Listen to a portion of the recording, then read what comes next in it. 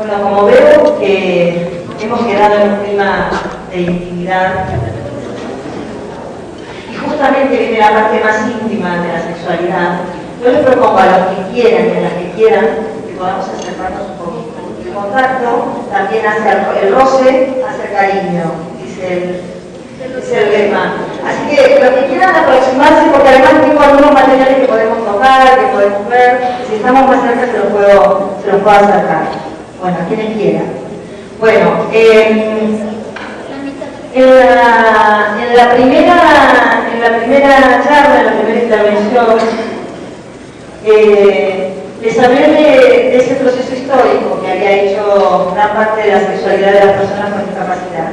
Y tal vez esta parte, no solamente la parte que tiene que ver con la historia, sino la parte que tiene que ver con la concepción de personas con diversidad funcional, es lo que ha ido surgiendo a partir de preguntas que he escuchado aquí y que me han parecido sumamente interesantes, que no son aquellas preguntas iniciáticas que solían hacerse en los foros. Y en este sentido yo quería decirles que el propósito, yo creo que del foro y en principio el propósito de mis intervenciones no tienen que ver con dar todas las respuestas, sino si se quiere propiciar nuevas preguntas. Entonces, en este sentido, vamos a abordar ahora otras temáticas. Vamos a abordar la sexualidad en el hoy, fundamentada en ese ayer que vimos. Por eso quisiera hablarles de algo que les estoy adelantando, de las preferencias sexuales en diversidad funcional y de la independencia del placer. Por eso les voy a hablar, por ejemplo, como mencionó Edith antes, de la erótica de las personas con discapacidad, de recursos al ser erótica, como principal recurso, y voy a modificar toda la charla, vamos a un poquito, como principal recurso tenemos, como les decía, nuestro propio cuerpo. Este es el recurso genuino que como varones, como mujeres, y volviendo a la pregunta que se hicieron por allí, los varones y mujeres que intentamos y decidamos ser, de esto va la educación de los sexos, la coeducación, la diversidad de sexualidad también. Vamos a hablar y vamos a pensar en principio, primero vamos a empezar a pasar la sexualidad por el pensamiento. Vamos a pensar en este cuerpo, en el cuerpo que cada uno tengamos, no en este prototipo de cuerpo de varón y de mujer. Entonces, al ver esta imagen, algunos podemos ver una biografía sexual inscrita en el cuerpo, otros podemos ver zonas tabú, otros podemos ver si es una persona con diversidad física, podemos ver la falta de movimiento, podemos ver la falta. Podemos pensar en la posibilidad de ver en este cuerpo sensaciones, una imagen corporal, un esquema, es decir, una imagen en la forma en que yo me veo y el esquema es la forma en que ese cuerpo verdaderamente. Porque entre el sentir y el pensar, y esta es la idea principal, hay una gran diferencia. Por eso la sexualidad va más de sentir, no tanto de pensar. Si yo les dijera, digamos, este modelo de cuerpo, de varones y de mujeres, es un modelo con el que cada uno de nosotros hemos aprendido sexualidad. Es decir, un modelo genitalista, un modelo que aborda la sexualidad solamente a partir de los genitales, y más que genitalista, falocéntrico, es decir, que hace pasar la sexualidad fundamentalmente por el falo del hombre, por la sexualidad masculina. Una sexualidad que nos han enseñado o hemos tendido a creer que solamente iba de aquello de varones y mujeres. Es decir, nos han enseñado que todos tenemos una presunción de heterosexualidad. Por eso surgía la pregunta, ¿no? ¿De qué manera podemos entrelazar esto de la diversidad funcional y la discapacidad con la diversidad sexual? O sea, con una elección sexual diversa, por llamarla de esta forma, ¿no? Porque vaya que diversidad sexual hay en una elección sexual.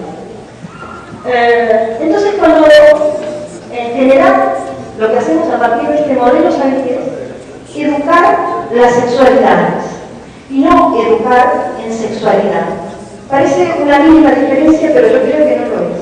La educación sexual debería ser un espacio que abra los abanicos, sino un espacio que restrinja la sexualidad a un solo modelo. Es decir, si yo educo la sexualidad y enseño a esa persona, conocimiento y diversidad funcional, que hay una sola forma de ser varón, de ser mujer, de ser no ser sexual, de que la sexualidad pasa solamente por lo genital, evidentemente aquella persona que va a pasar su sexualidad por lo genital no va a entender que aquello de la educación sexual no tiene que ver con él o con ella. Entonces, cuando nombramos el cuerpo, también es importante, porque en mí algo avanzó, pero yo suelo hacer un ejercicio en el que, ¿de qué manera nombramos los órganos genitales masculinos? ¿De qué manera lo nombramos? ¿Qué nombre le ponemos? Aquí dice pene, mano, miembro. ¿Y qué otros lenguajes utilizamos? A ver, no también el lenguaje colombiano, el lenguaje popular colombiano, puesto al servicio de los genitales. A ver, cita por pipí, pajarito, ¿qué más? Cíclope. Ah, mira, estoy asesorando. El cíclope. Bueno, podemos nombrarlo de esa forma o podemos nombrarlo de una manera más científica, ¿no? Lo mismo pasa con los genitales masculinos o con los genitales femeninos. Entonces, en principio deberíamos poder utilizar un lenguaje inclusivo, un lenguaje en el que todos sepamos de qué estamos hablando. Quiero decir, rescatando ciertamente el lenguaje cultural y genuino que cada uno de nosotros trae, pero acordar criterios en un lenguaje inclusivo que todos entendamos de qué estamos hablando cuando hablamos no solamente de pene, sino que hablamos en mujeres, en general, las mujeres tenemos vagina. ¿Ven? Ahí aparece la sexualidad para los hombres.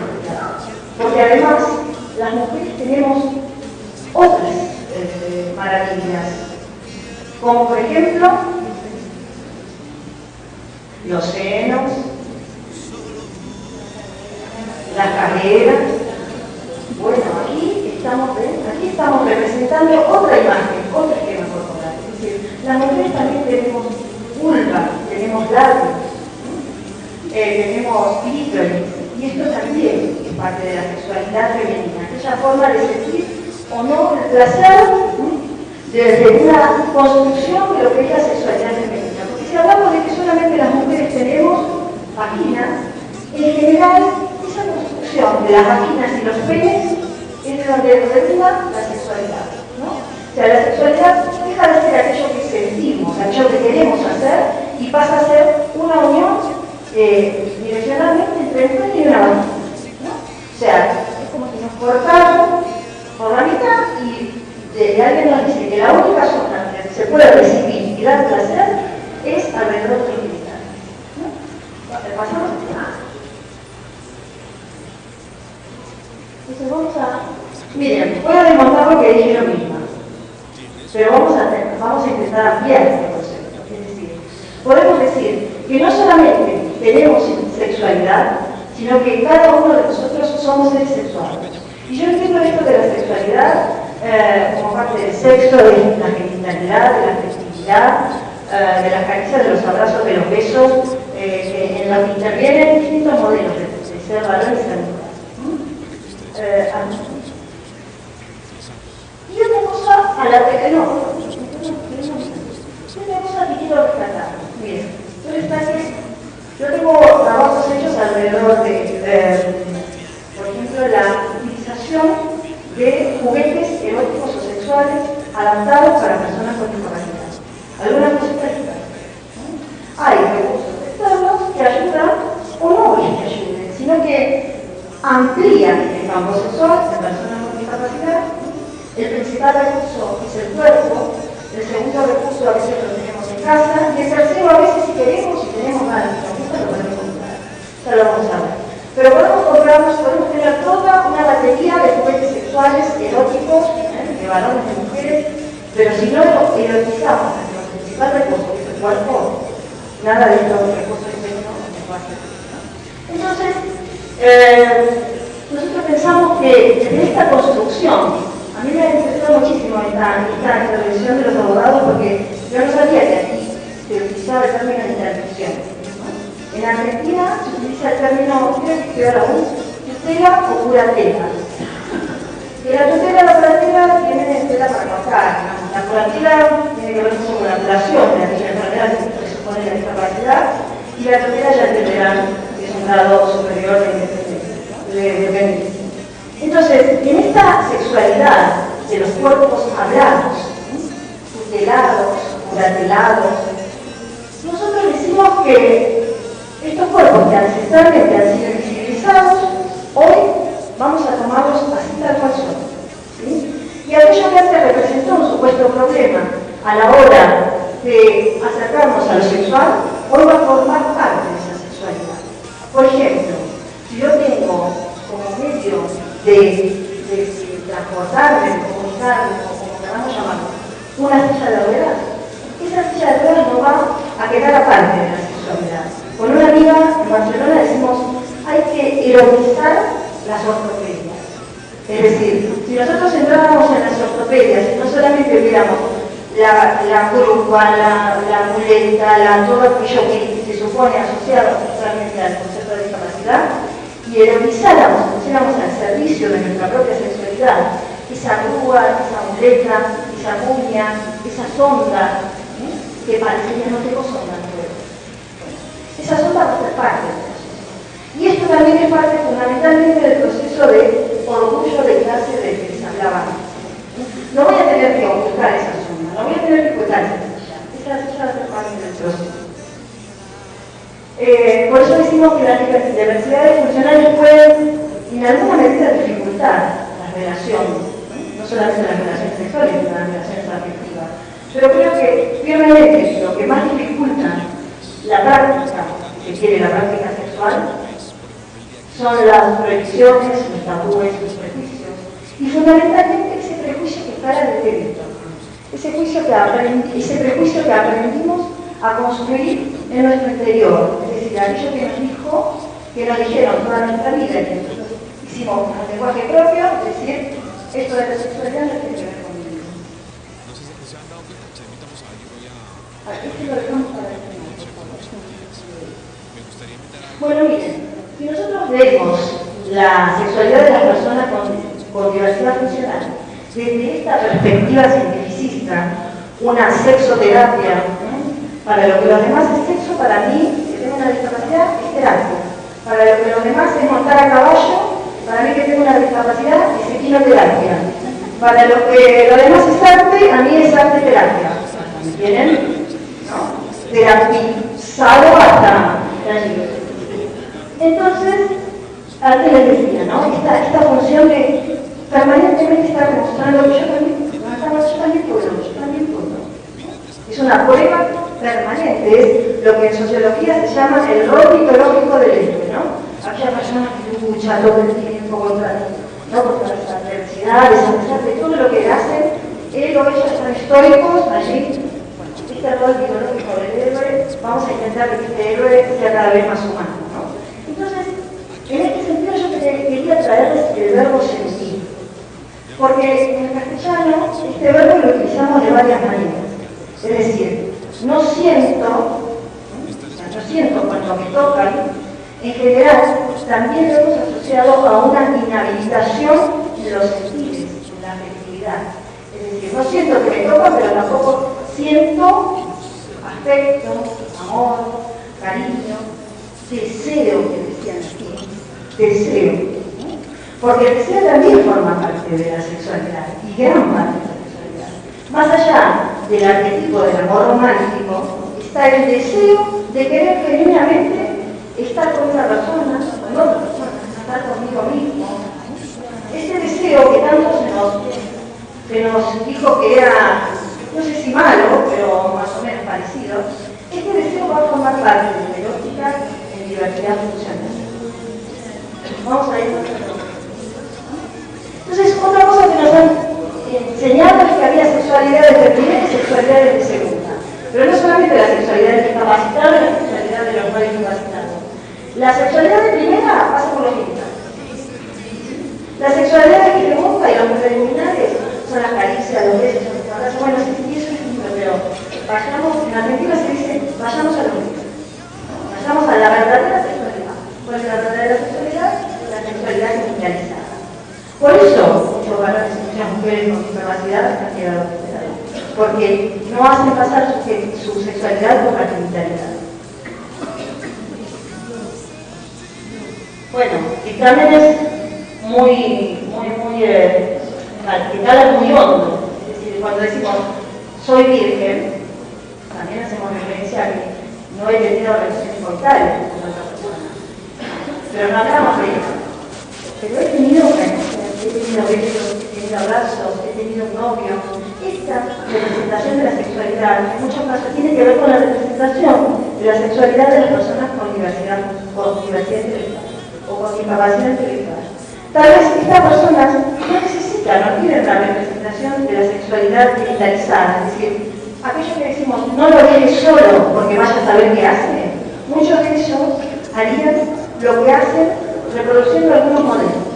Por ejemplo, teníamos yo no di un consulto de 6 pasos, ¿no? Porque decir yo tengo un caso es apropiarse del lenguaje médico que nosotros intentamos correr. Entonces, hay una historia de 2 personas con diversidad intelectual que los padres consultaron porque ellos dos se acostaban, dicho por ellos, ¿no? Nosotros nos acostamos juntos. Entonces, cuando empezamos en ese contexto no invasivo, sino en un marco de charla íntima con estas personas, con esta pareja, 2 jóvenes con diversidad intelectual, ellos representaban sencillamente que era para ellos acostarse. Y no tenía nada que ver con esta idea adulto-adultista que tenemos de qué es acostarse con una persona. Para ellos era sencillamente acostarse y dormir. Toda la otra interpretación corría por cuenta de los interpretadores. ¿Sí? Esta sexualidad es simplemente acostarse.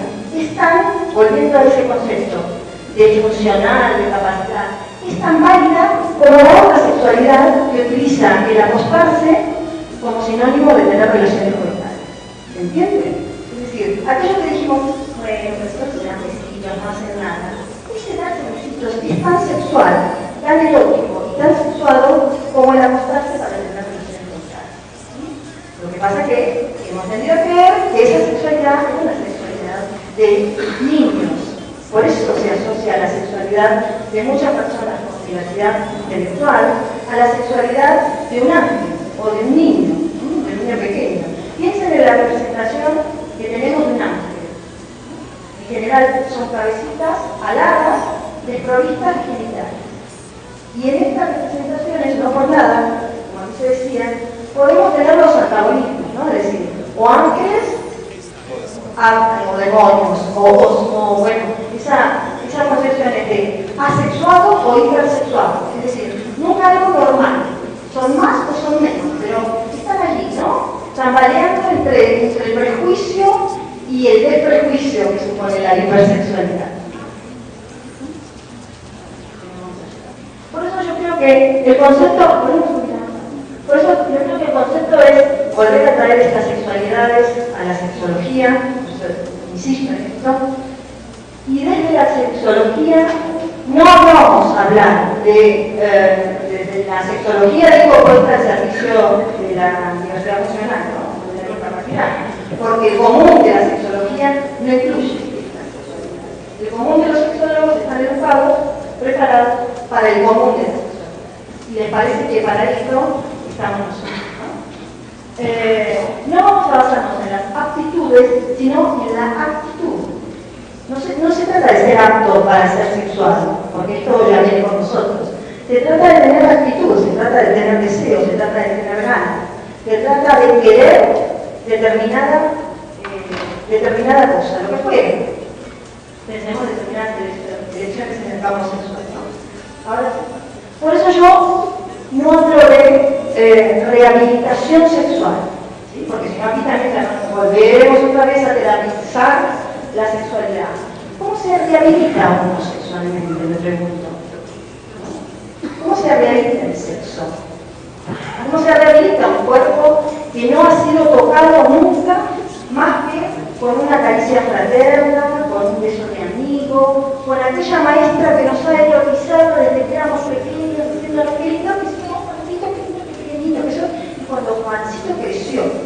le devolvió esa misma caricia a los 18 años, la maestra, alguna sale corriendo, la otra se pone en alerta, y eso que Juancito hace, ¿no?, que le hemos enseñado durante toda la vida, para Juancito sí es malo, para la maestra no, para la maestra es una mujer. Entonces a Juancito lo hemos dejado a 1000 por hora durante muchos años, y cuando Juancito dijo, voy a devolver el texto, allí viene el problema. ¿Y saben qué viene? Viene la sexualidad entendida como un problema. Por eso decimos, hay que enfrentarse al tema sexual, hay que afrontar la sexualidad. Y dices, bueno, hay que afrontar la sexualidad, parece esto más un campo de batalla que un campo de placer, ¿no? Entonces, cuando vemos la sexualidad como un problema, es que estamos en problema. Cuando vemos que la única forma de educar sexualmente es el silencio, esa es una de las formas en las que muchos de nosotros hemos aprendido sexualmente, a interpretar lo que los otros no nos dicen. Y la verdad es que una de las peores formas de educar sexualmente es el silencio. Entonces, en esta restricción del placer, nosotros decimos que no solamente es posible reinscribir sexualmente, reinscribir, yo digo esto, ¿no?, de impregnar en todo nuestro cuerpo, no solamente en la parte genital, sino desde la cabeza hasta el globo, ¿no?, reinscribir el placer, erotizar ese cuerpo todo, más allá de la genitalización.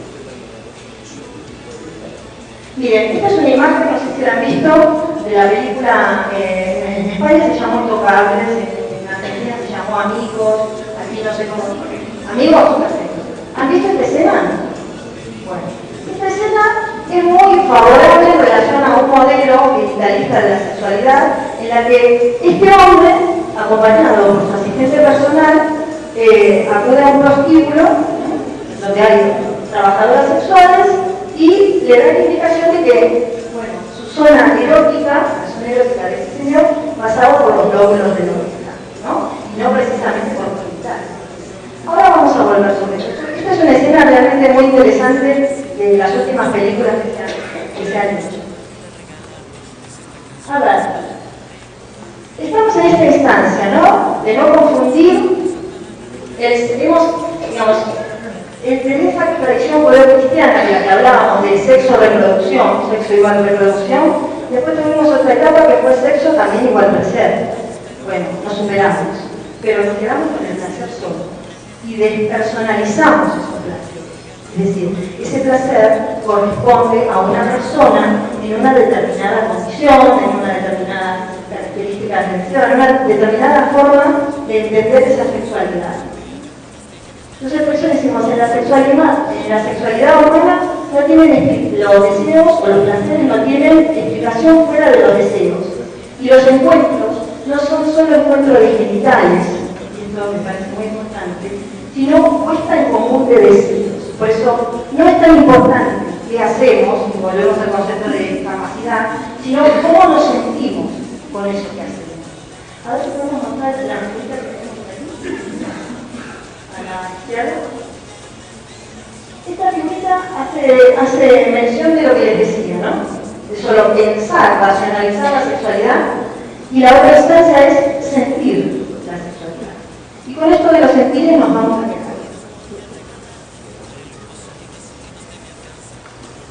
Bueno, bien, por no volver a lo anterior que ya lo hemos visto, antes Enid preguntaba cuál es el principal órgano o el más grande órgano sexual en nuestro cuerpo. Yo les dije que el cerebro tiene gran parte de juego en esto, ¿no? Pero también si no es una sexualidad absolutamente racionalizada.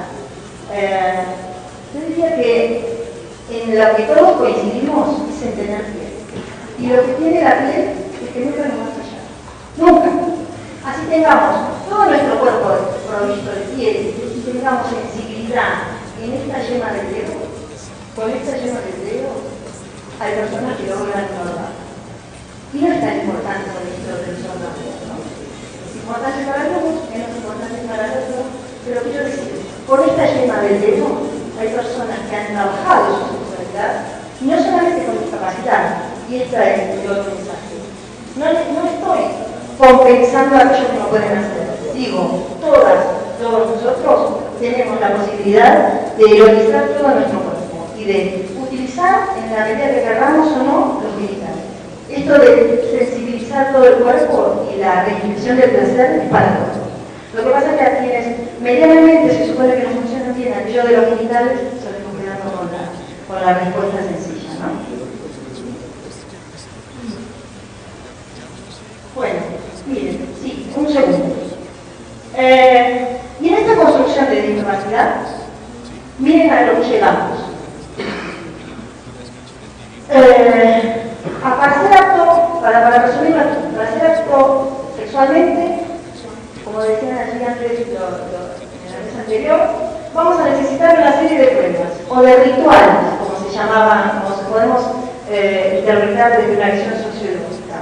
Vamos a necesitar saber si Juancito o María tienen, qué edad cronológica tienen, qué edad mental, qué coeficiente, qué experiencia familiar, extrafamiliar, los intereses, los deseos, los miedos, las motivaciones, y todo lo que podamos sacar. Es decir, todo lo que podamos saber, todo eso vamos a sacarlo, vamos a hacer esa casuística y vamos a hacer un constructo a priori de lo que esa persona puede o no puede hacer sexualmente. Y entonces, en esto de qué podemos hacer o qué no podemos hacer, y volviendo solamente a la yema del dedo, al lóbulo de la oreja, al cuello, hay zonas que se supone, y aquí vamos a entrar en el terreno de la erótica, que la erótica, por aclararlo, no solamente no tiene que ver necesaria y direccionalmente con la pornografía. Porque, ¿por qué les digo que todos somos eróticos? Porque la erótica es el conjunto de aquello que hacemos y sentimos en sexualidad. Nada más, nada menos. Miren, todos hacemos y sentimos sexualmente, ¿no? Y esta es la constitución del erotismo realmente entendido. Entonces, se supone que hay algunas zonas eróticas en general, ¿no? Que son para los varones unas, para las mujeres otras, allí las tienen. Todas estas zonas las podemos, o serán erógenas o las podemos convertir en erógenas, más allá de la discapacidad, ¿no? Como les decía antes, más allá de esta construcción del discapacitado claro, como aquello de los genitales no funciona, va con la roquera.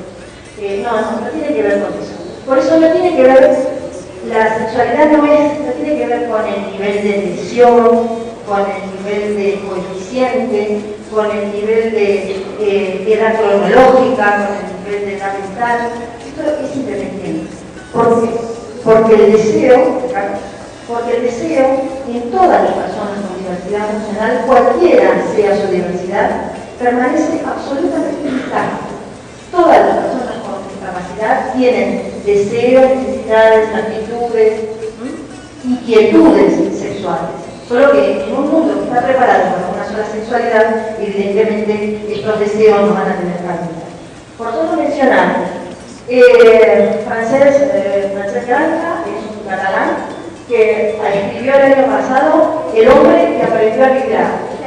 Es un libro de una persona que sufrió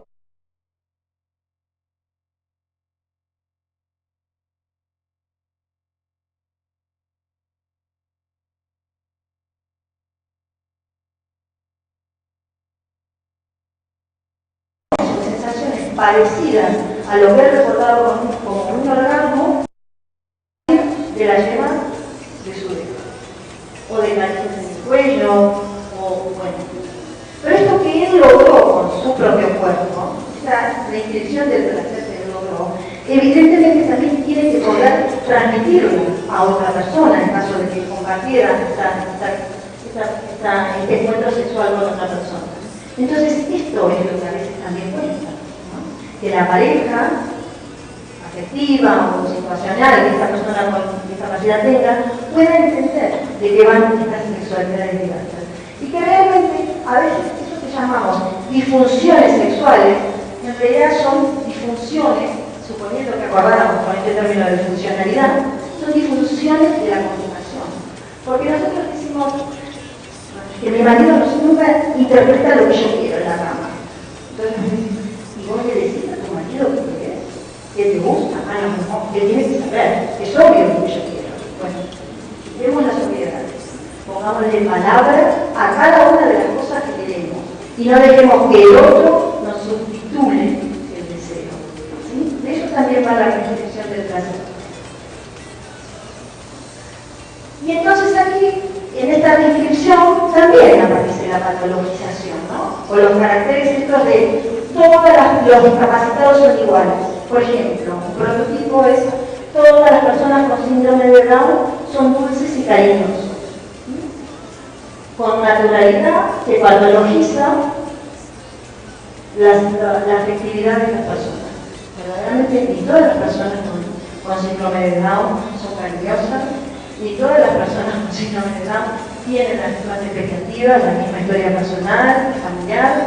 Estos adjetivos son los que hacen que las personas con síndrome de Down que no sean cariñosas, dentro del órgano, que doblemente raro. Este lo pasó. Bueno, y aquí viene un concepto que yo creo fundamental, que tiene que ver con la biografía sexual, es decir, no tiene que ver con que alguien me escriba la historia, ni alguien me diga que mi condición de discapacidad se da por tal cosa, que es aquel conjunto de la situación de discapacidad, sino que tanto la diversidad funcional como la sexualidad deben ser una construcción absolutamente subjetiva. Es decir, yo voy a entender mi propia sexualidad de una manera particular. Y a partir de que entiendan y sientan mi propia sexualidad de una manera particular, voy a vivirla y voy a exigir determinadas reinscripciones. No voy a aceptar como normalizante que me digan, vos podés, no podés, tenés derecho a, no tenés derecho a.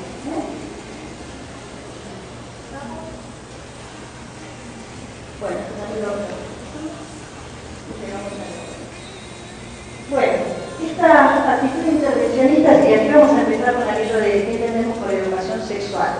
Porque si yo les preguntaba antes, ¿ustedes creen que existe la sexualidad especial? Esta misma construcción está trasladada al terreno de la educación. Entonces, en general, se ha tendido a creer que la educación sexual de las personas especiales es también una educación especial, sexual. Una educación sexual especial, especialmente preparada para personas con discapacidad. Hay educación sexual. Hay educación de la sexualidad, no una educación especial preparada para aquel que se entiende como diferente. Y miren qué diferencia esta concepción de diferente. Diferente quiere decir que existen dos caminos, como dos opciones, por decir algo, ¿no? Dos, hay tantas opciones como querramos. Pero para nosotros en general diferente es aquel que se aparta de la norma, que es diferente a mí, que soy tan normal, ¿no? Este es diferente y entonces tendrá una sexualidad diferente. Una sexualidad diferente sobre la que docentes, médicos, han tendido a creer que tienen que intervenir, que tienen que asesorar permanentemente y sobre todo que tienen que, como decía Foucault, vigilar y castigar.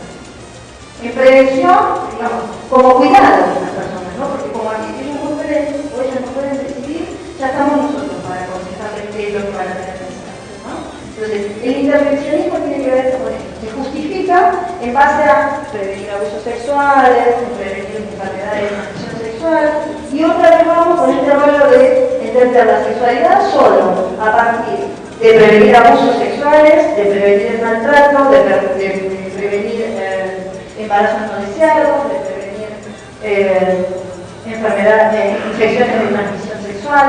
La sexualidad también es eso, pero no solamente es la prevención. También hablemos de la sexualidad desde el campo de los placeres, pero en general la educación sexual que hemos recibido no habla del derecho al placer.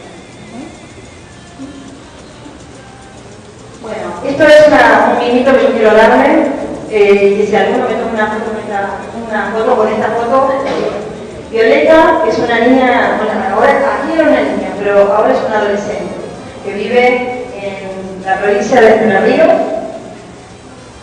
en la ciudad de Colón, y que cuando era muy pequeña su madre empezó a luchar por sus derechos, y aparece en esta foto que dice por el derecho a soñar. Hoy Violeta, evidentemente en este contexto, es una señorita, una joven, con con una visión sobre su propia sexualidad mucho más amplia que aquellas personas que sus padres no han intervenido, sino acompañado este proceso de empoderamiento. Bueno, como les decía antes, los deseos, el deseo sexual, como podemos entenderlo, no presenta discapacidad. Los deseos sexuales no están nunca discapacitados, invalorados, invalidados. El deseo está siempre allí. Lo que pasa es que tenemos que entender como deseo sexual la caricia, el beso, el abrazo, toda la gama que queramos poner en el medio y también el cuerpo. Y les voy a proponer ver. ¿Había un videito ahí? Bueno, a ver, ¿pasamos? No. Este quería ver si lo podemos ver. Este sí, para que lo viéramos. Me parece interesante.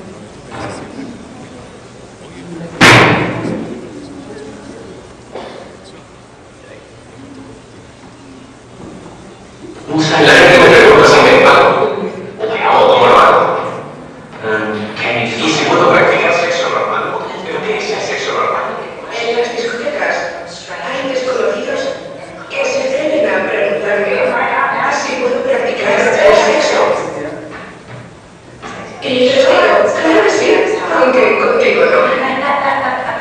El sexo no es solo algo físico, y perder la sensibilidad y el movimiento de las piernas no significa que tu vida sexual haya terminado. Lo que controla nuestra actividad sexual es sobre todo el cerebro y la médula espinal.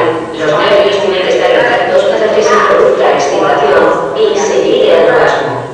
Los pacientes con lesiones medulares deberían poder disfrutar del sexo, porque muchos de ellos tienen el cerebro normal, incluso aunque no sientan la zona genital ni disfruten al discapacitado. Carla Stone, esta mujer de 36 años, se rompió la espalda a los 17 años en un accidente de tráfico. ¿Sexo para discapacitados? Yo ni siquiera sé lo que es eso. Os aseguro que mi marido y yo practicamos más sexo que la mayoría de la gente que conozco y que camina sin problemas. La única postura que no puedo hacer es esa en la que hay que ponerse de pie. En cuanto a la sensibilidad sexual, es totalmente normal, igual a la que tenía antes del accidente. Así que eso no ha cambiado lo más mínimo. Quizá incluso ha mejorado. En casos como el de Carlana, todo depende de la naturaleza de la lesión. Parece obvio que ella tiene una lesión incompleta, porque a pesar de que ha sufrido actividad motora, ha conservado la sensibilidad. Y eso se debe a que los nervios buscan vías alternativas para llegar a la médula y al cerebro. En lo que se refiere a si mi discapacidad afecta mi sexualidad, la verdad es que no supone ningún problema. Lo único es que a veces tenemos que ser más creativos para innovar con las posturas. Por ejemplo, si quiero ponerme encima, que es donde más me gusta colocarme, porque soy muy controladora, puedo hacerlo con el modo pausar. El código Hauser es una estructura de metal con un asiento de goma que tiene un agujero en el centro. Ella se siente encima con las piernas hacia el mismo lado o una a cada lado, y yo me pongo debajo. Así, ella puede estar encima y hacer todo lo que le guste hacer. Así tengo el control. Es frecuente pensar en los discapacitados como seres asexuales, pero nada más lejos de la realidad. Más del 50% de los hombres y mujeres con lesiones medulares dicen alcanzar el clímax. Esto se consigue cuando su pareja les estimula las zonas erógenas en las que todavía tienen sensibilidad. Pero ¿qué pasa cuando una mujer quiere practicar el coito con un hombre discapacitado? Kiwi y Jess han encontrado la forma de conseguirlo. Hay posturas que puedo hacer ahora que antes no podía, antes de ser discapacitado. Ahora puedes poner las piernas alrededor del cuello. Me puedo poner los pies detrás de la cabeza. Tras un accidente de moto, Kiwi quedó paralizado desde el pecho hasta los pies. A pesar de que ya no tiene sensibilidad en el pene, su vida sexual está muy lejos de haber acabado. Podemos hacer la mayoría de las cosas, ¿verdad? Sí, creo que no hay nada que no podamos hacer. Siempre lo podemos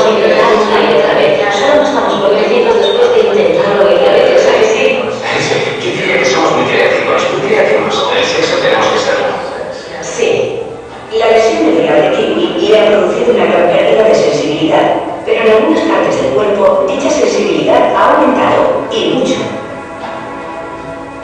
A veces con que me tiren el pelo, ya me pone. ¿Sabes eso que dicen de que te da un escalofrío cuando alguien camina sobre ti? Pues eso es lo que me pasa a mí. Cuando me toca la nuca y el cuello está abajo. O cuando me toca detrás de las orejas. Es muy agradable. Desde el accidente, Kiwi no siente la zona genital y no puede eyacular. Pero esto no le impide tener otro tipo de orgasmos. Recuerdo lo que sentía cuando tenía orgasmos antes del accidente. Ahora son muy parecidos. Pero lo que sentía en la parte superior del pene, ahora lo siento en la cabeza. La única diferencia que hay es que no me está pasando. Lo estoy reviviendo.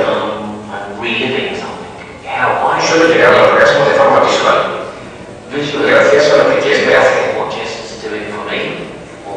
Y a lo que veo. Ella suele empezar jugando con mis pezones, que son muy sensibles.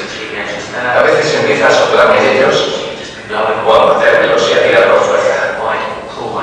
Eso me produce tanta excitación que tengo la sensación de que los electrones están saltando de un lado a otro. Y entonces pierdo el punto. Llegar a tener estos orgasmos mentales le ha costado a Kiwi años de práctica. Aún así,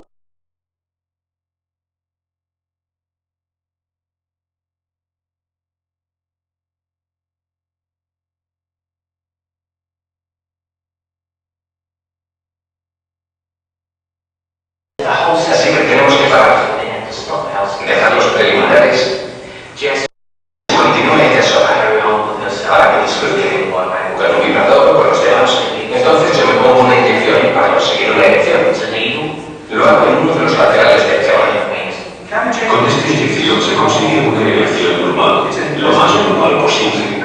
Este tipo de erecciones duran una media hora, durante la cual la pareja puede llegar al orgasmo varias veces. Así que puede ser muy útil y usarse en beneficio de la pareja. Ahora ya puedo tener erecciones, a pesar de no sentir nada. Llegado a ese punto, Jess llega 10 veces. Jess se pone encima. Se mueve para arriba y para abajo y hace lo que quiere. Como yo veo que pasa también intuido. los pacientes tienen espasmos provocados por sus lesiones medulares y en muchos casos los utilizan durante sus relaciones sexuales. Un espasmo es un movimiento involuntario que el cerebro no controla. Se produce sin que el individuo lo controle. Yo estiro las piernas. Y cuando las coloco hacia adelante, después de haber estado sentado en la misma postura durante mucho tiempo, me dan espasmos. Así Jess puede sentarse encima de mi pene mientras está duro y tener un vibrador humano. Debo decir que le satisface. Es obvio. Quiero decir, yo estaría más satisfecho si ella fuera por ahí sin ropa, Miren, él decía, tengo espasmos, ¿no? Entonces las personas, sobre todo los hombres que tienen espasmos, obviamente movimientos involuntarios, se suponía que no pueden tener sexo. Entonces, ¿aquí qué hacen? Hacen aquello que nosotros llamamos la restricción del placer. Utilizan, ponen al servicio de su sexualidad, por decirlo de alguna manera que nosotros utilizamos, de su sexualidad diversa, aquel recurso que el propio cuerpo de los hombres, teniendo el espasmo, teniendo la sombra, teniendo una célula, teniendo todo aquello que visualizaba, se suponía que no se podía tener. Entonces, hay, y es necesario dar a conocer muchísimos recursos, más allá de no vas a poder. Después de una lesión medular, no vas a poder tener sexo. Olvídate, la vida sexual para vos acabó. La vida sexual puede resistir. Esto es el conocimiento que, como dice aquí de audio que tenemos que compartir, este es el conocimiento a compartir y a especificarlo. Bueno, miren, esta es una iniciativa que se hizo en Barcelona hace un tiempo, que tenía que ver con una propuesta de juguetes eróticos y sexuales para mujeres. Entonces, claro, la propuesta estuvo bien intencionada, pero quedó en la fase que le decimos, ¿no? La fase genitalista, es decir, a estas mujeres se le ofrecieron representaciones de penes o dildos o vibradores comúnmente, que realmente no iban a ser nada beneficiosos para su sexualidad, para su forma de expresar la sexualidad. ¿Por qué? Porque la mayoría de estas mujeres presentaban una lesión medular y muchas, no todas, las mujeres con lesiones medulares, por ejemplo, no tienen lubricación vaginal. Por lo que apelar al concepto falocéntrico de la sexualidad en estas mujeres era simplemente darles un juguete para que lo guarden en su mesa de luz y nunca lo puedan utilizar. Por ejemplo, tal vez este recurso para otra mujer con otra diversidad o sin diversidad hubiera sido válido.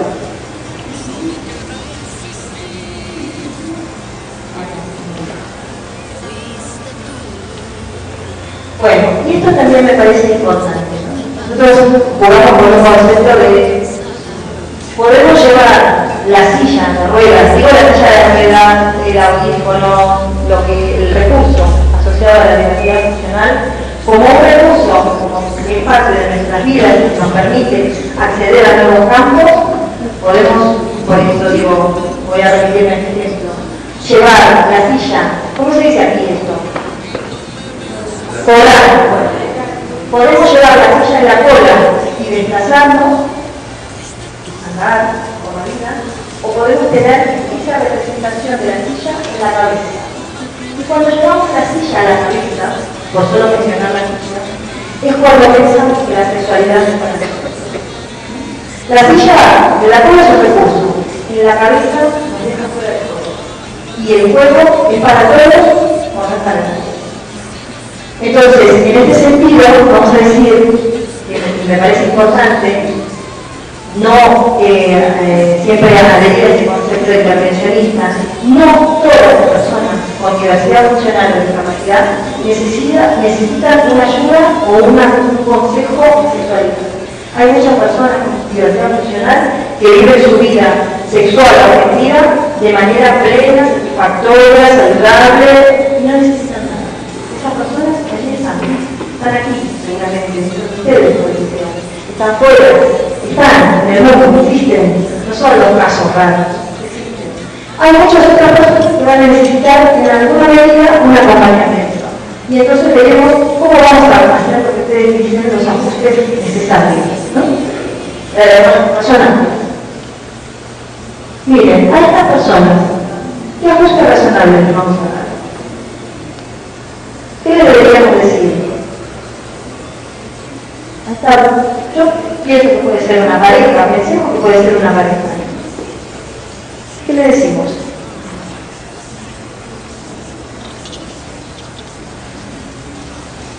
Por ahí le decimos eso, no le decimos nada. Bueno, sí, yo por aquí, este tema no tiene que ver conmigo, pasamos la patata caliente a la maestra. Ya la primera te va a contar qué tenés que hacer. Aquí dice, sean felices. Bueno, todo lo que vimos en el video anterior es lo que nosotros llamamos, como les dije, la resignificación del placer y los procesos de resignificación física. La sexualización siempre estuvo asociada a la no genitalidad. Volvemos siempre al concepto genitalista de la sexualidad y dejábamos dentro de estos, fuera de estos conceptos, el concepto que allí está remarcado, que es el deseo. A partir de que yo tenga deseo, voy a encontrar, como pasaba con esta pareja, respuestas creativas, respuestas asertivas a esa sexualidad. Lo voy a encontrar yo como persona con discapacidad, pero también debemos encontrarlo como docentes, como padres, como sociedad toda. No se trata de tener una única respuesta a una única sexualidad, sino se trata de tener cada vez más respuestas a las diversas sexualidades, que no existen desde hoy, han existido siempre. Lo que pasa es que, afortunadamente, muchos de estos mal llamados colectivos minoritarios han tomado este derecho a la sexualidad y lo han llevado a procesos de verdadero empoderamiento.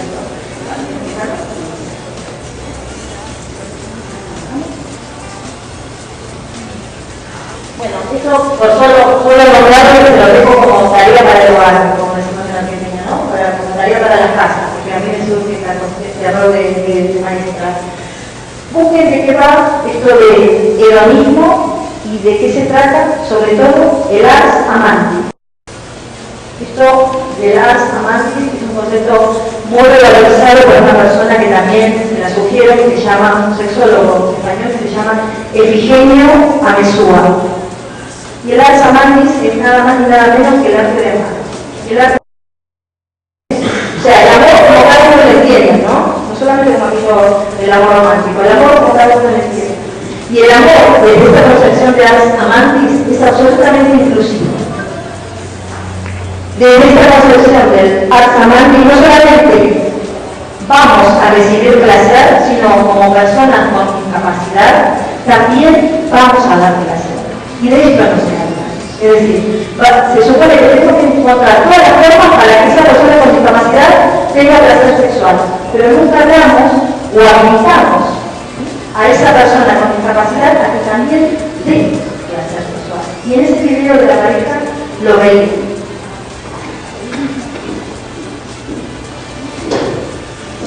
No nos vamos a poder detener. Esto tampoco. Son concepciones que tienen que ver más con el concepto sociológico y antropológico de la sexualidad. Y ahí llegamos a esta etapa, ¿no? De la educación sexual. Y les preguntaba yo, ¿existe la educación sexual oficial? Bueno, me adelantaba a decirles que verdaderamente no. Existe la educación sexual, existe la educación de los sexos, del femenino y del masculino, tal como cada uno entienda que es el femenino y que es masculino, ser masculino. Y en esta concepción de que es el femenino y que es masculino, hay una concepción más inclusiva todavía, que es el continuum de los sexos. El continuum de los sexos dice algo así como: es tan masculino aquel varón que juega con muñeca como aquel que juega con una pelota. ¿Sí? Porque no es hasta acá varón y hasta acá mujer. Esto es lo que nos enseñan, ¿no? Es una sola forma de varón, es una sola forma de ser mujer, y el que está más para aquí o más para allí va a estar más pendiente de la diversidad sexual que a la normalidad. Bueno, trabajamos con este continuum de los sexos, ¿sí? Pasemos.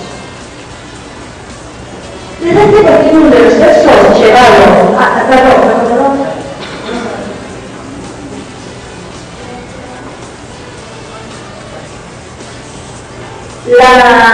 Y esto me parece importante, la poca o escasa educación sexual que se le ha dado a las personas sobre todo con diversidad intelectual, ha tenido que ver con calmar el síntoma.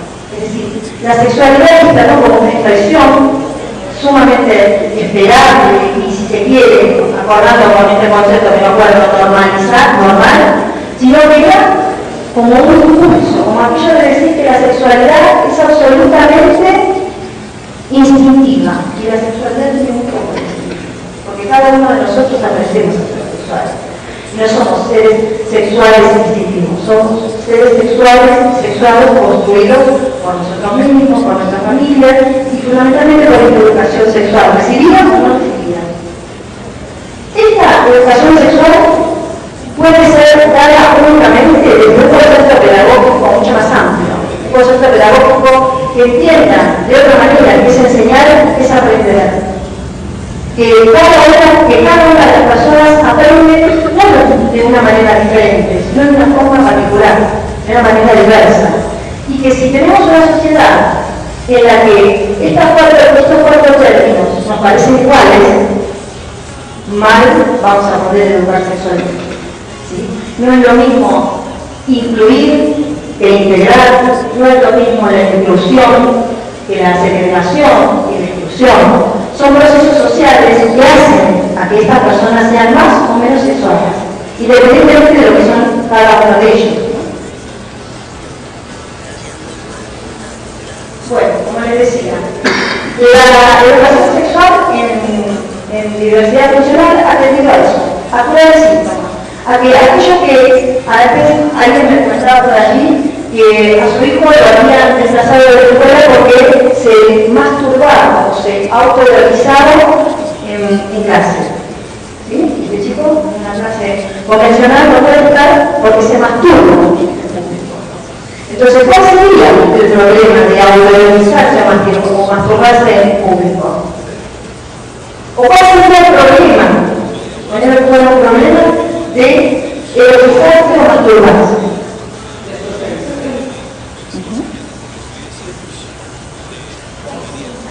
Sí. Más a las normas sociales, es decir, siempre vemos dado que todas las personas con discapacidad estamos en las normas sociales porque vivimos en sociedad y es muy natural que intentemos que todas las personas comprendan y aprendan a comportarse en sociedad. Entonces, pienso yo que el problema no es que esté masturbando, el problema es que lo está haciendo en un lugar público. Entonces, la cuestión es mostrarle que no es un problema porque es una conducta completamente normal de todos los adolescentes, sino en lugares donde lo está haciendo. De esto va la educación sexual integral, de contextualizar la sexualidad. Aquí se decía, si suponiendo que la autoestimulación o la masturbación fuera un problema, el problema no estaría dada por la conducta masturbatoria, que es parte de la sexualidad, no solamente de los adolescentes, sino desde el bebé, pasando por toda nuestra historia sexual hasta el adulto mayor, sino el contexto en el que lo hace. Pero este contexto de falta de privacidad no solamente tiene que estar adjudicado a la Comisión de Discapacidad, es decir, claro, como no entiende, lo dejamos, ¿no? El tema es rever qué hemos hecho nosotros para que esta persona aprenda en el sentido de haga propia ese concepto de sexualidad y de intimidad. Es decir, juzgamos solamente conductas, somos evaluadores y evaluadoras de conductas, pero no de aprendizaje y de enseñanza. Es decir, ¿qué hemos hecho nosotros para que en qué medida hemos intervenido o no para que esta persona tenga esta conducta sexual de masturbarse en público, por decir clásico, ¿no? Habiendo tantas cosas. Entonces decimos, la educación sexual no debe ser un método. Es decir, si ustedes me preguntan, ¿de qué manera yo puedo educar a mi niño que tiene 14 años y se masturba en público? Puedo darle alternativas, puedo darle sugerencias, pero de ninguna manera entiendo la educación sexual como un método. Un método para todos igual. Quiero decir, la actividad funcional como la educación sexual generalizada, ¿no? Y estandarizada. La educación sexual en ningún caso tiene que ser un método. En todo caso es una propuesta, es una alternativa, es un intentar, a veces un error, porque a veces hacemos cosas que no nos salen tan bien y que a esa persona con discapacidad no le sirve. Podemos volver. El error es parte del aprendizaje, ¿sí? No está mal equivocarse, probar, intentar. Lo que está bueno es encontrar respuestas asertivas. Si esto no nos funcionó, vamos por otra. Y si lo que nos funcionó con Juancito, hasta que tuvo, no sé, 10 años, y cuando tiene 12 ya no nos funciona, quiere decir que tendremos que encontrar otras respuestas, porque Juancito necesita otras respuestas, porque tiene para sí mismo otras preguntas, ¿sí? Si vamos a seguir actuando con Juancito como cuando tenía 4 años, ahí hay un desfasaje importante, que no está representado por la simple condición de discapacidad. Entonces, en este sentido, ¿qué se ha hecho con la educación sexual en diversidad funcional? Se ha hecho, por ejemplo, aquella pregunta del millón. Vamos a tomar a Juancito otra vez. Juancito tiene 14, a ver, vamos a poner, Juancito tiene 20 años de edad, pero tiene un cociente intelectual de 4.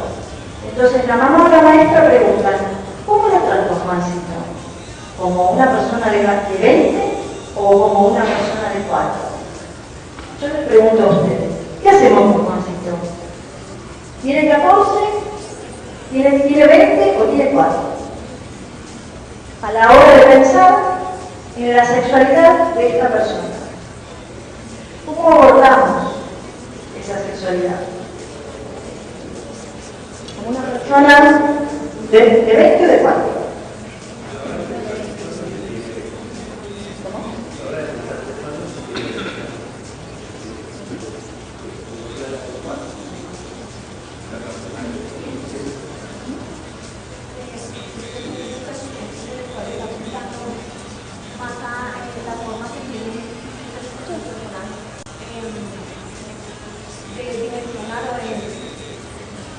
Debe identificar todo lo que pasa a su alrededor. Sin embargo, la conducta sexual está muy desligada de cuestiones que pueda tener, porque también está relacionada con toda digamos que todo el componente psicológico. Entonces, pues, sexualmente es, digamos que sexualmente se tiene que desligar por completo de los procesos de la sexualidad.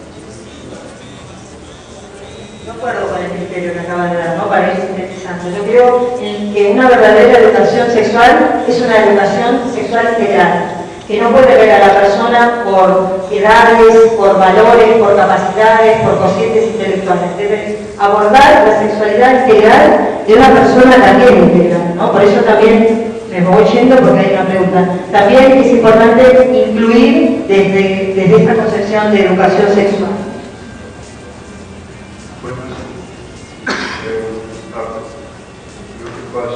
Bueno, acabas de dar un ejemplo de un muchacho jovencito que cronológicamente tiene 20 años, que tiene un desarrollo mental de 4, pero pues como profesionales enseñarle a la gente que verdaderamente hemos estado como en el modelo que se ve la sexualidad ligada al desarrollo corporal. Entonces, muchos dirían la sexualidad de 20, pero el desarrollo es de 4. Entonces hay que hacer como unas adaptaciones para poder entender cuál es su gradación. Creo que eso es como lo más sensato desde el punto de vista de todos los profesionales que estamos trabajando como en esa inclusión para la población discapacitada. La mejor adaptación en este sentido es apelar a este concepto de integralidad desde todas las áreas. Es decir, una persona integral, no solamente un coeficiente intelectual, capacidad intelectual, esto que le dije, una edad de 20 con una edad cronológica de 20 con una edad mental de 4, se llama heterocronía del desarrollo. Heterocronía del desarrollo. Es un concepto que ha hecho muchísimo daño también. Entonces se suponía que teníamos un cuerpo de 20 y una mentalidad de 4. Claro, entonces para algunas cosas no es tan. Y para otras se muestra como un adulto, para unas se muestra como un niño y para otros como un adulto. Entonces, ¿qué hago? A mí se me hace muy difícil. Sí, claro. Desde esta concepción normalizante de la sexualidad, ya no de la discapacidad, entender esta diversidad dentro de un mismo cuerpo es complicado para más de uno y para más de uno. Vamos a ir avanzando, porque nos queda poquito. Miren, es el pez que se mueve la cola. El centro siempre es la patología, lo que hay que curar, lo que hay que sanar, lo que hay que rehabilitar, y a partir de esto aparece todo el círculo de síntomas asociados, es decir, lo que para otros es autoletismo, para las personas, para muchas personas, sobre todo con discapacidad intelectual, es una masturbación rígida o única alternativa de sexualidad. Las personas, un mito en ese sentido es eso. Las personas, muchas personas con discapacidad intelectual, la sola manifestación que van a tener es el autoerotismo. Claro, como nunca van a tener pareja, como no conocen su cuerpo, preguntemos por qué no, se supone que nunca van a tener pareja y por qué conocen su cuerpo, ¿no? Seguimos. A esto le agregamos, seguimos con el 4 de grupo. A esto le agregamos todo el control y la sobreprotección que se brinda sobre estos cuerpos. Las restricciones, la falta de contacto social, lo que se llama en las escuelas las habilidades socioafectivas. ¿Y saben cuáles son las habilidades socioafectivas que se enseñan desde esta concepción de educación sexual en discapacidad? Que se ría, que llore cuando toca, que no se ría siempre, que no llore siempre, que se muestre, que se comporte en público. Estas son las habilidades sociales y sexuales de las personas con discapacidad que desde una concepción de educación especial sexual se propician. Y después, por supuesto, como volviendo al círculo, aminorar esas conductas patológicas, ¿no? Que como les dije, para otros la masturbación es parte de una sexualidad amplísima, para algunas personas es parte de una patología, asociada a la patología. Se masturba porque no sabe hacer otra cosa, o no puede. Vamos a pasar. Esto lo vamos a dejar. Miren, aquí decían, como dicen ustedes, las adaptaciones, recuerden eso, ¿no? Las adaptaciones, los ajustes, ¿no? Lo tomo para mí, los ajustes necesarios. Esta es una propuesta razonable, ¿no? Bueno, me lo voy a tratar de confirmar esa reflexión. Esta es una propuesta que se hizo recientemente en Uruguay para trabajar en la sexualidad de las personas sordas. ¿Quién diría? ¿Cómo le explico aquello de cómo se dice condón? Lo que decían aquí antes también, ¿no? ¿Cómo se dice condón? ¿Cómo se dice embarazo? Bueno, es una propuesta sumamente interesante que parte de ella la pueden encontrar en la red. Cuando queremos, contamos. El tema es queremos, ¿no? El tema es, como se ha dicho aquí, creativos, asertivos y avanzar en las representaciones sexuales. Vamos a pasarlo.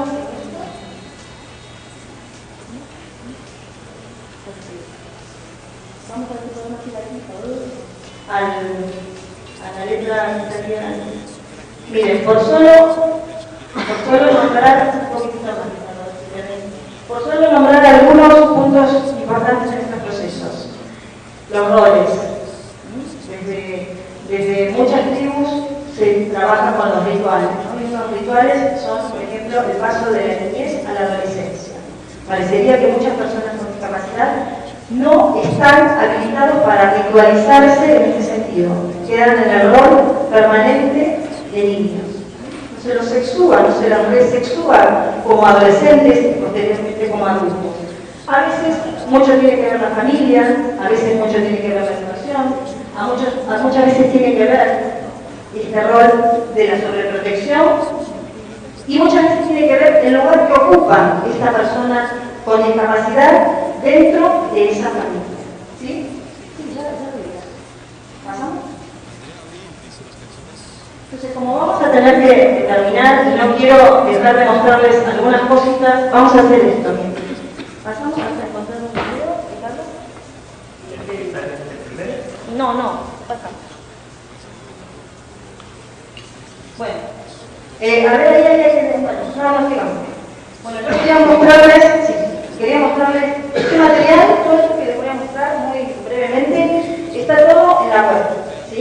Esto es parte del material de la educación sexual integral, es decir, la ESI, educación sexual integral, que es la ley 26.150 de la República Argentina, sancionada en el año 2006. ¿Sí?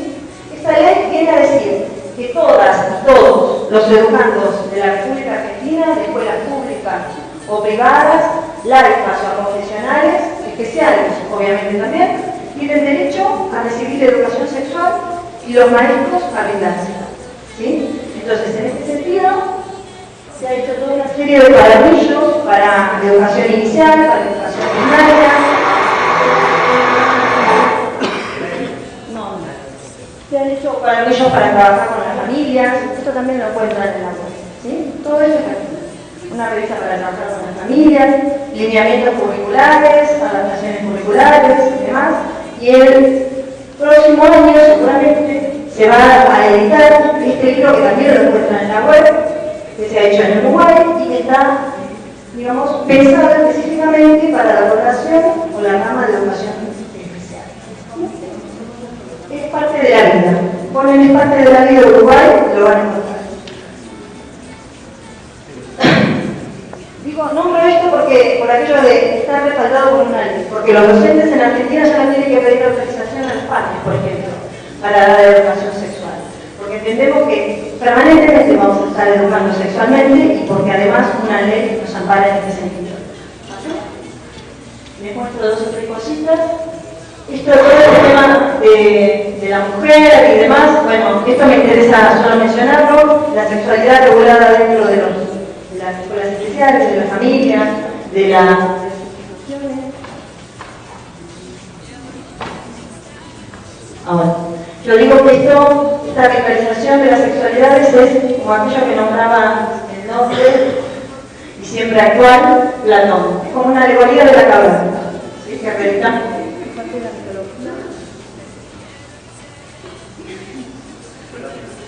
es parte de la mitología actual, que priva justamente de la privacidad, de la intimidad, de la determinación, de lo público, de lo privado, de lo moral, de los derechos. Bueno, entonces, para no quedarme sin esto... Ahora sí. No, esto.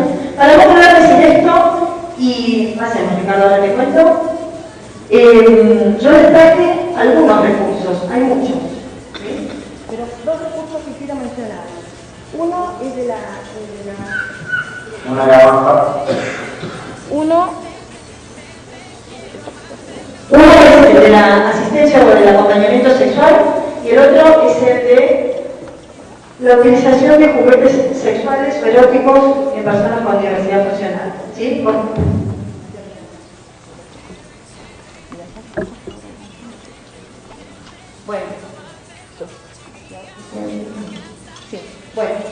entonces, esto lo vamos a pasar y mientras yo charlo de esto te pediría que pasemos, seguimos un videito que tiene que ver con, bueno, miren, allí están las fantasías sexuales. ¿Sí? Las fantasías sexuales también, digamos, existen, no más allá de la discapacidad, sino desde la propia diversidad. Las fantasías sexuales tienen anillo de no discapacitarse, son para todos iguales. Es un criterio democrático de la sexualidad. Todos tenemos fantasías sexuales y todas vemos o deberíamos ver como las fantasías sexuales como algo necesario y parte de nuestra sexualidad. Entonces, dentro de esta fantasía, ¿quién se imagina qué es esto? ¿Qué puede ser? ¿Cómo? Un falo, dicen aquí, un termo. Miren, ¿ven? Un falo, un termo. ¿Qué más? Un vibrador. Una linterna. Bien. Bueno, les cuento brevemente. Este producto solo sin esta adaptación es un masturbador masculino hecho en Japón, que se vende normalmente en todas las casas de los sex shops, ¿sí? Este masturbador masculino ha tenido una adaptación pequeña para algunas personas, no para todas, que es, por ejemplo, aquellas personas que no tienen una mano, que en lugar de la mano tienen un puñón, o que esa mano no tiene fuerza para sujetar este masturbador, ¿sí? Miren la sencillez del recurso. Está solo empezando, por decirles algo, ¿sí? Por traerles alguna cosa en concreto. Seguimos con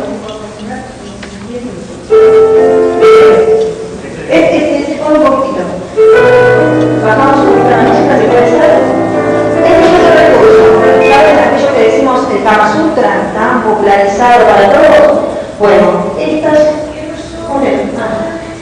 son imágenes, lo cuento, de un libro que se llama el Kama Sutra de la discapacidad, que realmente ninguno de nosotros tenemos que poder hacer todas estas posturas, por lo sencilla, no es necesario, ¿sí? Pero es una alternativa ya si se quiere casi desde la risa, porque además muchas de estas posturas, muchas personas con lesiones medulares no pueden hacerlas, pero ni falta que hacer, ¿sí?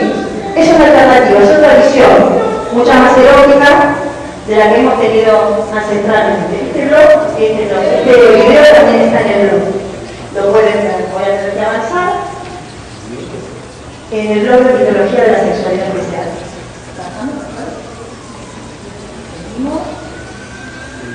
Miren, y mientras yo hablo, vamos a ver, este es un videito hecho en función de los juguetes sexuales o eróticos propiciados para las personas con discapacidad. Van a ver, dice juguetes sexuales y discapacidad. Sexualidad, cuerpo, juego, erotismo, y al tiempo que van apareciendo imágenes de cuerpos diversos.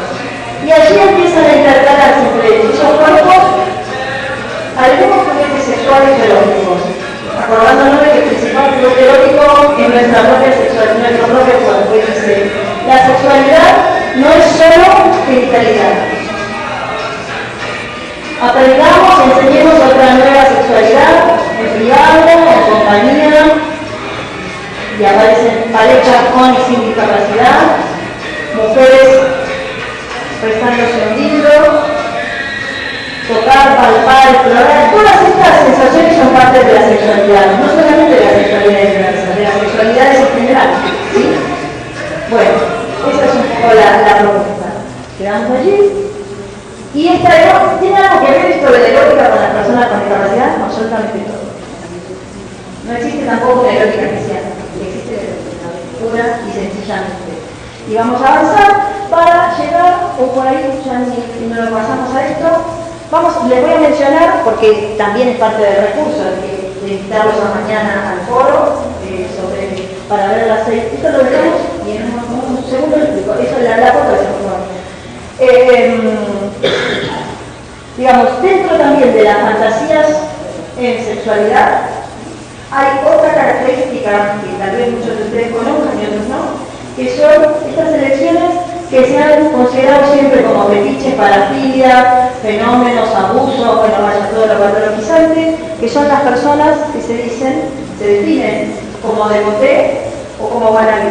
Las personas devoté, generalmente hombres, son personas, varones, que se sienten atraídos sexualmente por mujeres con discapacidad, por mujeres que utilizan férulas, que utilizan una silla de ruedas, que tienen elementos ortopédicos. Pero ¿qué pasa? Esto no está para ver si es muy normal, anormal, más o menos normal. Quiero decir, la única condición que le atrae a esa persona, a esa mujer, a ese hombre, es la simple condición de discapacidad. Y por ahí allí viene el debate, si fuera necesario debatirlo, ¿no? Ya les explicaré en otro momento de qué van las personas wannabe, pero quiero decir, miren cómo aquello que pensamos que para nadie podría resultar atractivo, hay personas que se definen a partir de esa atracción de mujeres con discapacidad y más allá del devoté hay personas, ¿no? Hay hombres y mujeres que se atraen, que se buscan asexual efectivamente y que entre esos deseos eligen a una persona con discapacidad, ¿no? Eso no tiene nombre, eso es afecto, afectividad. No tiene que ver ni con la discapacidad ni con el deseo. Permítanme. Y otra forma, otro recurso que nosotros encontramos y proponemos para finalizar, tiene que ver con la asistencia o el acompañamiento sexual. De eso, ahora se podemos encontrar el video de la No, sigamos, el primero lo vemos. Bueno, la asistencia o acompañamiento sexual, ¿qué es? Es una propuesta para no todas las personas, por eso decimos que es una propuesta, para algunas personas, varones o mujeres con discapacidad, que elijan esta opción. No por la simple condición de discapacidad, sino porque encuentran, sino que encuentran en la asistencia sexual una alternativa a aquella vida que hasta ahora no ha tenido alternativa. Y esto es el trailer, no tiene sentido. El trailer de 6 sesiones de sexo para invitarlo para mañana.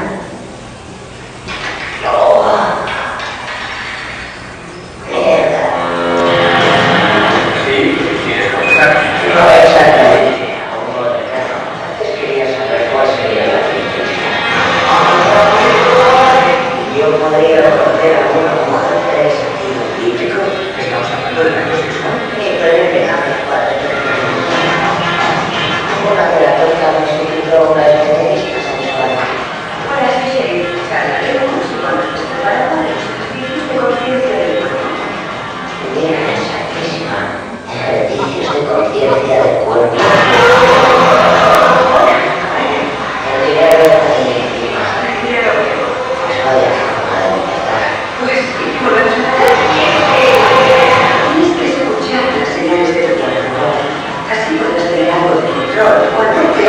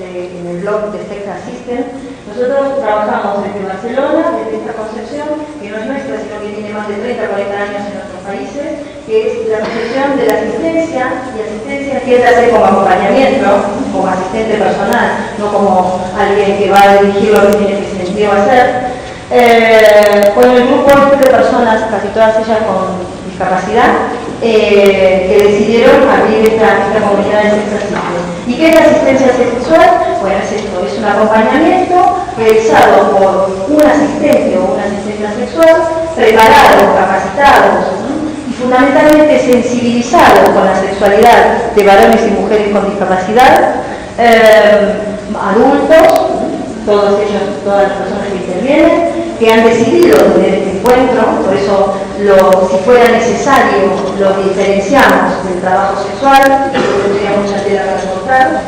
Nosotros no criminalizamos el trabajo sexual si es elegido de manera independiente, y eso también dará mucha tela.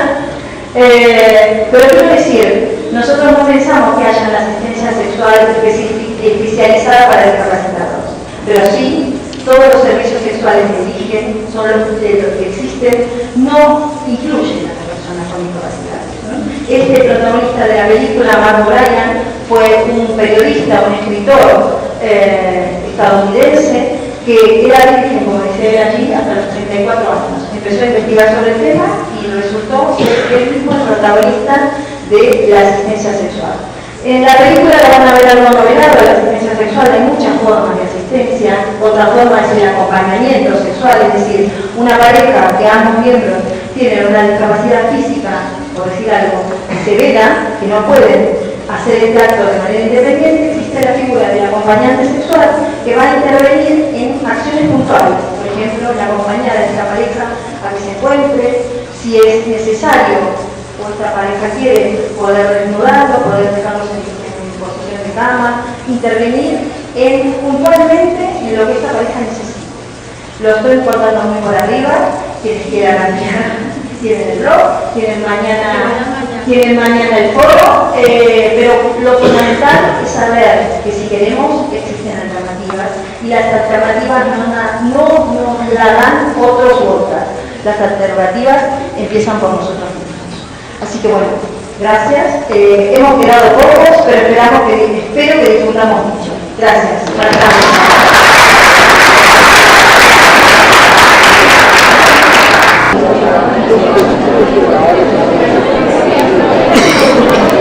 Bueno, bienvenidos ahora a la jornada de la tarde del segundo foro sobre sexualidad y discapacidad organizado por la Corporación Auris y la Pontificia Universidad Javeriana. Con el apoyo del periódico Proclama TV para esta transmisión en internet mediante streaming. Ya esta mañana, finalizando la mañana, pudimos compartir toda la información que nos aportó Silvina Peirano, nuestra conferenciante argentina, respecto a cuál es la postura referente de la sexualidad en las personas con discapacidad. Cuál es la postura que nosotros como sociedad debemos asumir ante el reconocimiento de la diferencia, ante el reconocimiento de la diversidad en su sexualidad y en su sensualidad. Hay varios puntos de partida. Ella manifestaba que el punto inicial no es exactamente la inclusión, sino realmente es la libertad, es la independencia y la autonomía de cada una de las personas que toman esa decisión responsable de asumir su identidad sexual y su orientación también. Entonces tenemos una diversidad de opiniones, tenemos también opiniones encontradas desde diferentes posturas, y ya vamos a iniciar nuestra jornada de la tarde con la psicóloga Enid Franco de la Universidad Javeriana, que hace parte también de la Corporación Auris y que va a compartir bastante información con nosotros. No se despeguen de esta transmisión y seguimos en contacto. Ya nos vemos.